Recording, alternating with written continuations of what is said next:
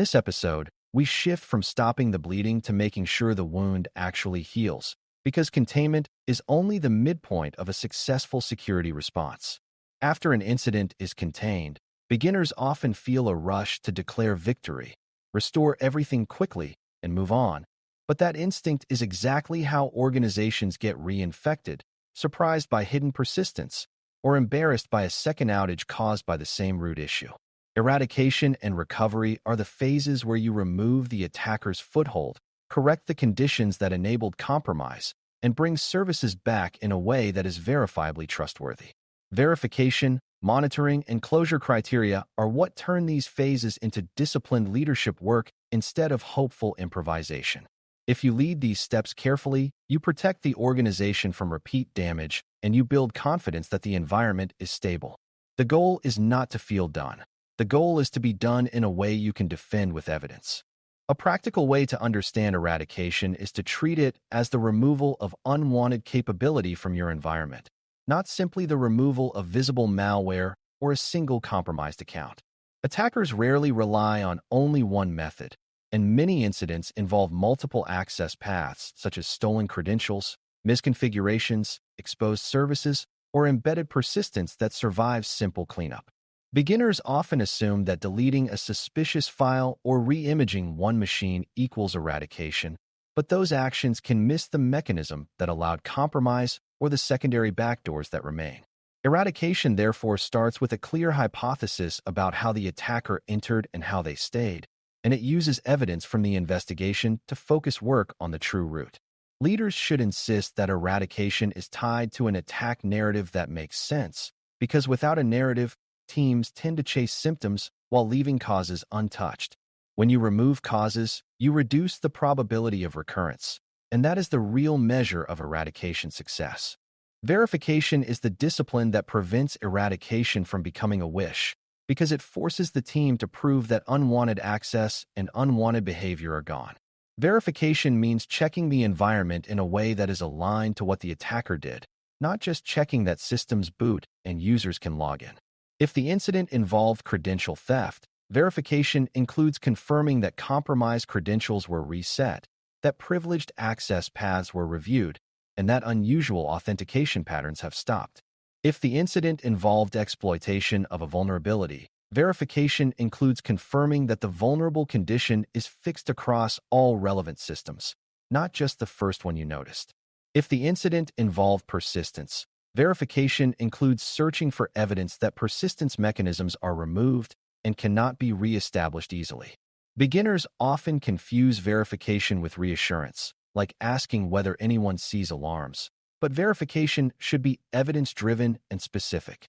Leaders make verification real by demanding testable claims and observable outcomes.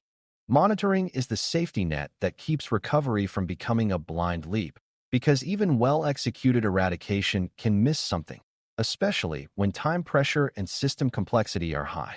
Monitoring during and after recovery should focus on signals that would indicate recurrence, such as repeated failed logins, unexpected privilege changes, unusual outbound connections, or the reappearance of indicators tied to the incident. The goal is not to watch everything with equal intensity, because that produces noise and fatigue, but to watch the most relevant areas with clarity and purpose. Beginners sometimes treat monitoring as something that happens only in a Security Operations Center, SOC. Yet monitoring is also a leadership decision about what risk you still carry and how you will detect it quickly. If monitoring is too weak, you may discover reinfection only after damage grows again. If monitoring is too noisy, responders may ignore alerts that matter. Strong monitoring is deliberate, aligned to the incident's attack path, and tuned to support confident decision-making. Recovery is often misunderstood as restoring service quickly, but mature recovery is about restoring trust, which is a higher bar than basic availability. A system can be online and still be untrustworthy if compromised configurations remain, if credentials are still exposed, or if data integrity is uncertain. Leaders should frame recovery as returning to a known good state, where you can explain why the environment should now behave normally and why unauthorized access should not persist. This may require staged restoration, where higher-risk systems are brought back with extra controls and closer observation, while lower-risk services return more quickly. Beginners sometimes try to restore everything at once to reduce inconvenience, but Big Bang restoration can hide problems and make it harder to isolate issues if something goes wrong. A staged approach also supports learning because you can observe whether the environment remains stable as services return. The leadership mindset is to restore what you can trust, then expand carefully while verifying at each step. Eradication and recovery both depend on disciplined handling of identities, because compromised identities are one of the most common ways attackers persist after visible malware is removed. If an attacker stole passwords, tokens, or keys, then restoring systems without resetting and revalidating access can reintroduce the attacker immediately. Identity work includes resetting affected accounts, reviewing privileges, revoking stale access, and confirming that authentication pathways reflect current policy. It also includes making sure service accounts and automated identities are addressed, because they often have broad permissions and long lifetimes that attackers love. Beginners sometimes focus only on user accounts they can name, forgetting about non-human identities that quietly control data and infrastructure. Leaders should insist that identity remediation is part of eradication, not a later administrative cleanup. When identities are corrected and validated, many other recovery steps become safer and more reliable. Trust decisions are inseparable from identity decisions, because who can do what is the core of security? Eradication also requires confronting the root cause without defensiveness, because root cause is frequently an uncomfortable mix of technology, process, and human behavior. A root cause might include an unpatched system, but it might also include weak access review, poor segmentation, lack of monitoring, or a permissive change culture that normalized risky shortcuts. Beginners sometimes want root cause to be a single technical fix because that feels solvable, but incidents often reveal systemic issues that require governance changes. Leaders should treat root cause as a set of contributing factors, because focusing on one factor alone can leave other pathways open. This does not mean blaming everyone. It means being honest about the conditions that made compromise likely or hard to detect. When eradication addresses those conditions, recovery becomes more durable, and the organization becomes harder to attack in the same way. The outcome is not perfection, but measurable risk reduction that survives the next challenge. Verification should also include data integrity considerations, because an incident can corrupt data even when availability appears restored. Attackers may alter records, modify configurations, or insert fraudulent transactions, and those changes can persist quietly after systems come back online. Leaders should push teams to ask whether the incident involved any write access to critical data stores and whether that data needs validation. Data validation might involve comparing against backups, checking for anomalies, or reviewing high-risk changes during the incident window.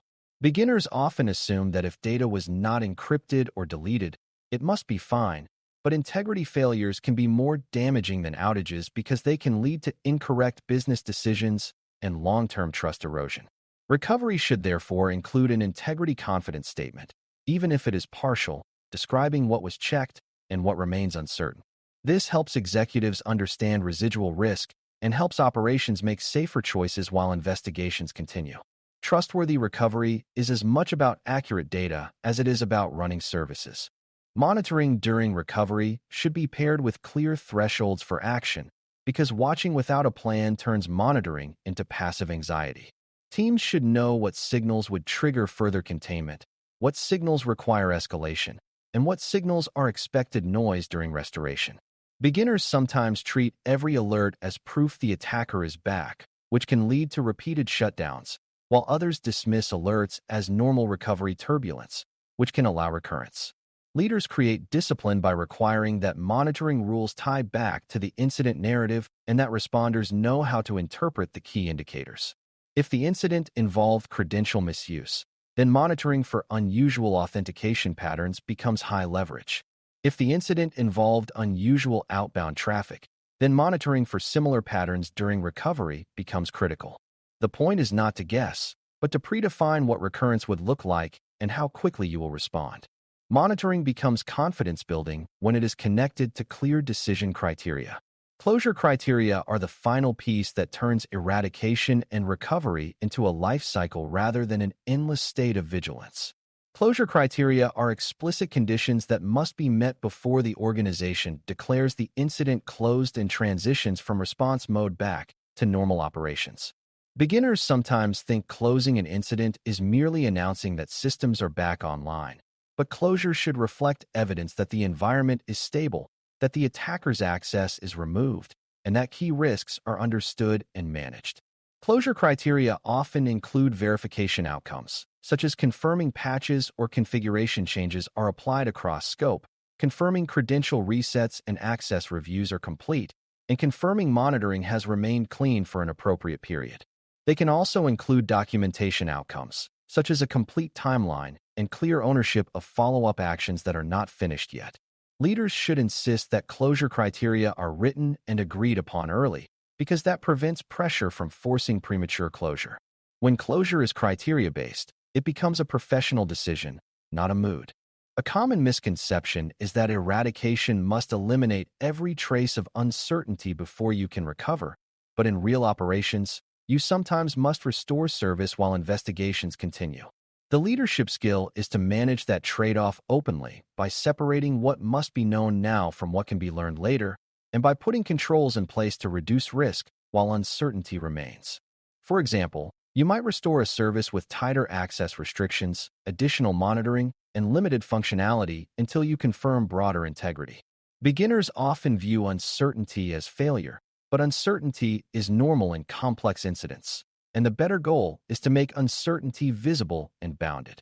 Recovery can still be responsible if it includes clear risk statements and protective measures that reduce the chance of recurrence. Leaders should also resist the opposite misconception that you can return to normal and do lessons learned later, because delayed learning often becomes no learning. Closure criteria should include a plan for completing the remaining investigative and improvement work. Verification in eradication and recovery also depends on good evidence practices, because you cannot prove you removed something if you did not capture enough information about its presence. Teams should preserve key artifacts, maintain a timeline, and document decisions, because those records help validate that remediation steps match the observed attack path. Beginners sometimes see documentation as slowing down recovery, but documentation is part of verification because it allows others to review what was done and to detect gaps. It also supports continuity when responders rotate, because long incidents often outlast individual shifts. Leaders should encourage documentation that is factual and specific, capturing what changed, when it changed, and what evidence drove the change. This creates confidence not only in the moment, but also later when auditors, executives, or incident reviewers ask why certain decisions were made. A well-documented recovery is easier to defend and easier to improve. Driving eradication and recovery requires coordination with business owners because remediation often changes workflows, permissions, and system behavior. If you reset credentials broadly, some automated jobs may fail. If you tighten access, some teams may need new approvals. If you patch systems, some integrations may behave differently. Beginners sometimes treat these impacts as distractions, but in reality, uncoordinated remediation creates pressure to roll back fixes, and rollbacks can reopen the door to attackers. Leaders should therefore treat business coordination as a protective measure that keeps improvements in place. Coordination also helps prioritize what to restore first, because not all services have equal importance, and business context informs those priorities. When business owners understand why certain controls are tightened and what monitoring is in place, they are more likely to tolerate short-term inconvenience for long-term stability. Recovery succeeds when the organization moves together, not when security tries to act alone. As eradication and recovery progress, it is useful to measure progress in terms of decreasing attacker opportunity and increasing operational confidence, because these are the outcomes that matter. Decreasing opportunity means closing the entry path, removing persistence, limiting privileges, and strengthening detection, all tied back to what the incident revealed. Increasing confidence means verifying fixes across scope, validating data integrity where needed, and watching monitoring signals remain stable as services return. Leaders should communicate this progress in decision-ready language, emphasizing what has been confirmed, what remains under observation, and what criteria remain before closure. This avoids both complacency and panic because stakeholders can see the response as controlled and evidence-based. It also reinforces the idea that response is a life cycle with checkpoints, not a frantic sprint. When progress is measured, the team stays oriented and can avoid getting lost in endless tasks that do not change risk. Measurement makes leadership visible because it turns work into outcomes. By the time you reach closure, the organization should be able to say, with clarity and evidence, that the attacker's known footholds are removed, that key weaknesses are addressed, that services are restored to a trusted operating state, and that monitoring and follow-up plans are in place to catch anything missed. That statement is not a promise of perfect safety, but it is a defensible claim that the response was disciplined and that risk is now controlled rather than chaotic.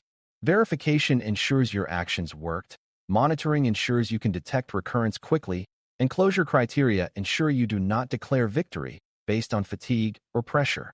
Beginners often think the hardest part of incident response is spotting the incident, but mature leaders know the harder part is finishing well, because finishing well requires patience, rigor, and the courage to delay comfort until trust is restored.